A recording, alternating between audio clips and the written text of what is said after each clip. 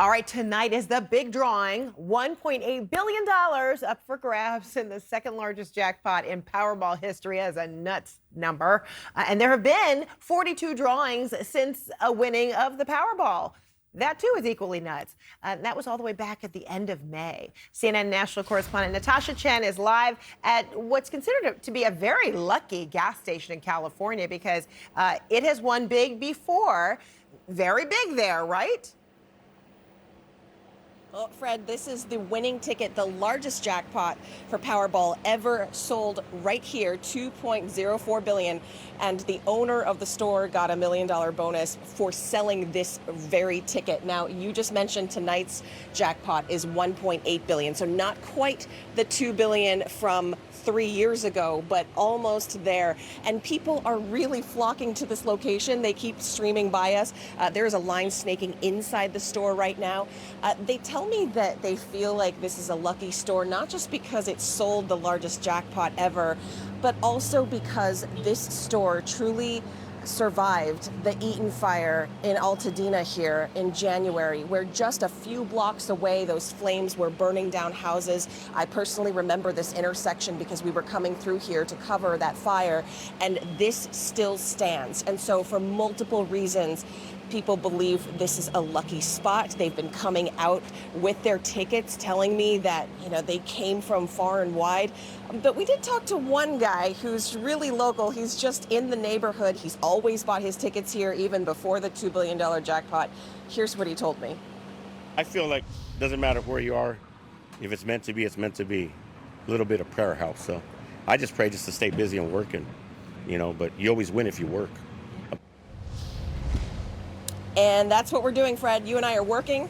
Hopefully we're we winners. Also have a little luck today. We're winners because we're working. I don't know if you've gotten your ticket, but I am going to try and see if I can get in line at some point and get a ticket as well. So I don't blame you. With you later on this. Yes, because we want to be winners times two. Winners because we're working and winners because we got that Powerball ticket.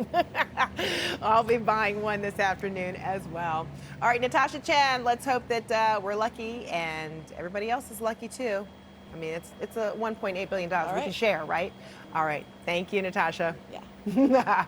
All right. So we all love to dream about how it would be and how we would spend the money if it were to be that we got the winning ticket. But what would your next steps actually be if you held the winning ticket? My next guest knows a thing or two about having a prize winning strategy. Joining us right now, tax attorney Kurt Panousis, who has represented more than 50 big jackpot winners, including a $1 billion prize. Kurt, great to see you.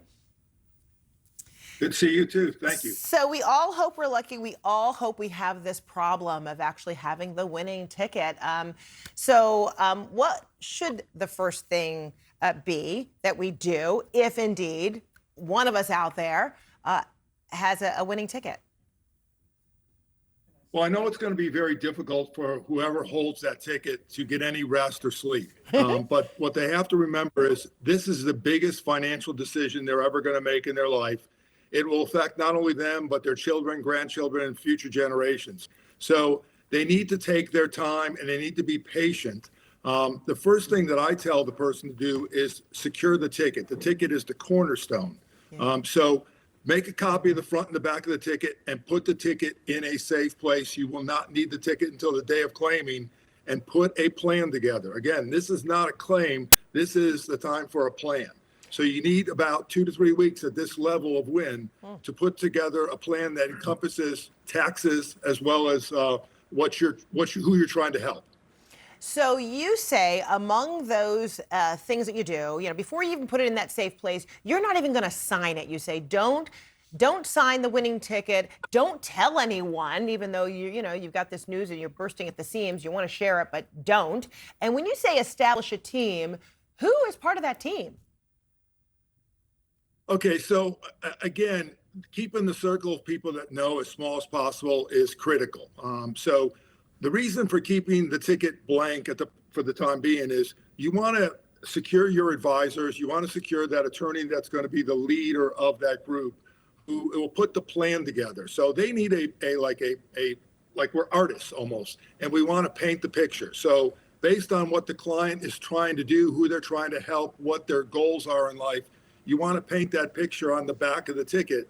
So it may not be putting your name, it may be putting a trust, it may be putting a limited liability company, it may be a combination, a club.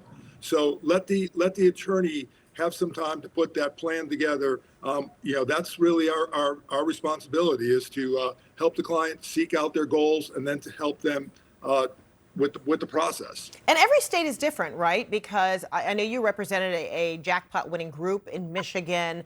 While some groups say you really do have to reveal yourself, you can't proceed with anonymity, sometimes there's an advantage to winning as a group. And then maybe you can introduce an LLC in some cases or a group name. Explain all that.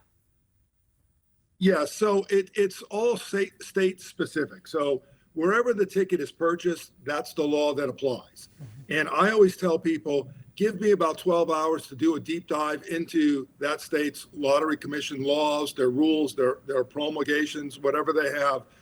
Because several states have said, we are not anonymous, we'll disclose who the winner is. And then after I've gotten involved, we found the little crack to be able to be compliant with their laws, but to keep them anonymous. Like Michigan, they were on TV the very next day talking about how they were going to be able to identify who the winners were. And of course, we were able to work through that through the Attorney General's office. So you really want to take your time and plan this out. At this point in time, I have to say, I don't know of any state that would not be anonymous if given the opportunity to work our magic sometimes. And then real quick, what's the biggest mistake that you see people make? Just being in a hurry. People have to understand that there's no do-overs. So take your time, place the ticket in a secure place so that you don't lose the ticket. Someone doesn't steal the ticket. The ticket won't be needed till the day of claim. So just put that ticket away. Copy is all the attorney's going to need, and then they can put the professionals together, whether it's the finance people, the tax people, any other attorneys that would be necessary for any specific specialty type areas. But they'll put that all together for the client. They'll give the client some choices, and then the client will make those choices. There's a lot of questions you have to ask that client before you paint this picture. So again, it takes a while. It's going to take 2 to 3 weeks in this case. Yeah. The winner may also decide to wait 180 days and claim the ticket in January, which will allow them to have use of the money and not have to worry about the taxes until next 2026. Oh my goodness. All right. Packing the patience as well. Kurt Panousis, thank you so much. You're more than welcome.